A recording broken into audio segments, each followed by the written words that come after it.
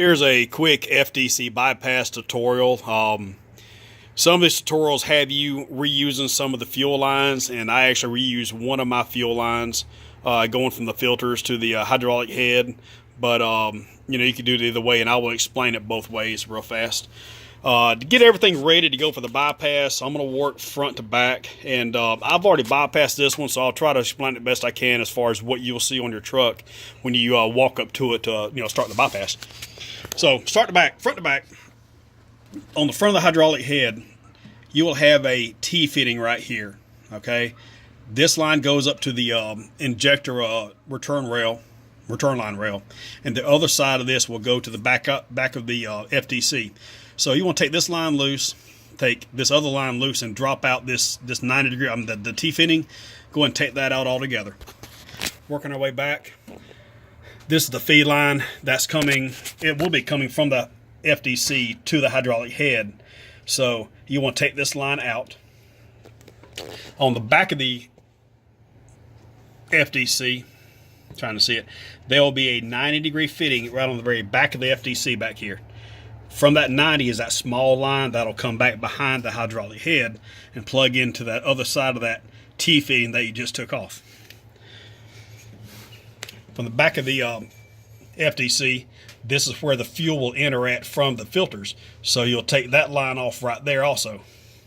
Now, the deal is you're going to be taking this fuel feed line that's actually going to right here. You're going to need to move it to right here. The existing line is too short, and a lot of people will take the return line that's plugged into right here.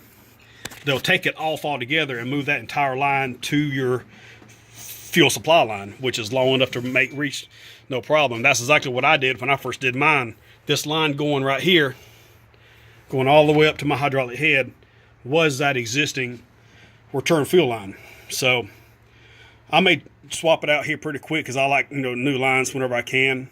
But I use that existing line, and I actually had a brand new line made for the return line. It's I believe 3/8 airline. Ran it from the return line all the way to right here. Okay, so here's your return line from right here to right here. All right, just like it was existing, but just a new line.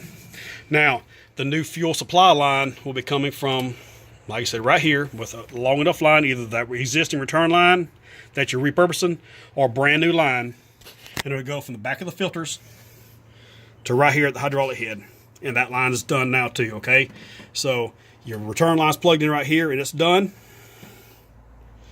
and your fuel supply line is right here into the hydraulic head, and that's done. Now for the FDC itself, 1/4 inch pipe plug it in right here with the correct sealant, your fuel rated pipe thread sealant, and plug that hole. On the very back of it, you have a 1/8 inch pipe plug right here, if you can see it. That's an 1/8 inch pipe plug. Plug that hole also. Now the FTC is plugged and should be pretty fuel tight. Coming up front, you will take that 90 degree fitting. There was a 90 back here that you remember.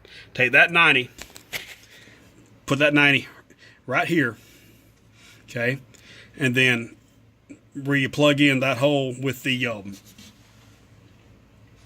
return line coming from the injectors. All right, so 90 right there, return line, fuel feed line, pipe plug in the back, and then of course attached where they're supposed to be back here. Pretty simple.